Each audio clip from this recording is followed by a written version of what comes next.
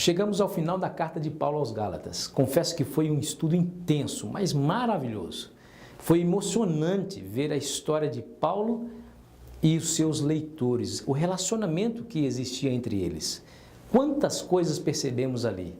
Entre tantas, percebemos nitidamente a paixão do velho apóstolo nos temas polêmicos e importantes abordados por ele nessa carta, a carta aos Gálatas.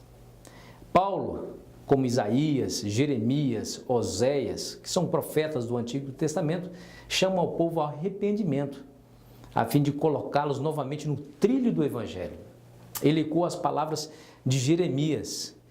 Ele diz assim: não se glorie o sábio em sua sabedoria, nem o forte em sua força, nem o rico na sua riqueza. Mas quem se gloriar, glorie-se nisto, em compreender-me e conhecer-me, pois eu sou o Senhor e ajo com lealdade, com justiça e com retidão sobre a terra. Pois é dessas coisas que me agrada, declara o Senhor. Jeremias, capítulo 9, versículo 23 a 24. Veja, o foco de Paulo era a cruz e a sua mensagem de salvação.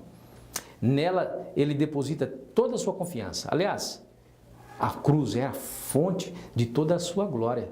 Veja o que ele diz: quanto a mim, que eu jamais me glorie a não ser na cruz do nosso Senhor Jesus Cristo, por meio do qual o mundo foi crucificado para mim e eu para o mundo. Gálatas 6, versículo 14.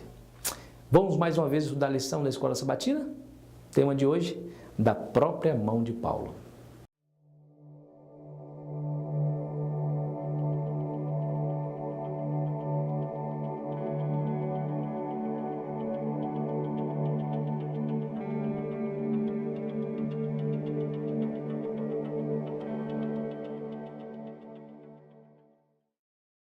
Havia uma tensão no relacionamento de Paulo com os Gálatas.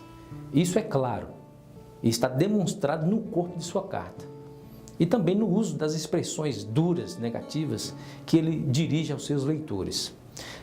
Porém, um fato nos chama a atenção. Na carta aos Gálatas não há nenhuma saudação pessoal. Ele a termina de modo abrupto. Ele diz, depois de terminar o assunto, olha as palavras: irmãos, que a graça de nosso Senhor Jesus Cristo seja com o espírito de vocês. Amém. Gálatas 6,18. Somente isso. Ele foi suficientemente curto e formal. Por quê? Talvez por causa do abandono da verdadeira doutrina por parte dos Gálatas. Há um outro fato que não poderíamos passar por alto. Era o costume de Paulo ditar o conteúdo de suas cartas a um copista e assim se poupar do trabalho de escrever. Mas aqui percebemos Paulo se desviando do seu costume e escrevendo ele próprio o conteúdo. Pelo menos aí o conteúdo da saudação final. Tamanha era a preocupação de Paulo em relação à compreensão que os Gálatas deveriam ter da mensagem de sua carta.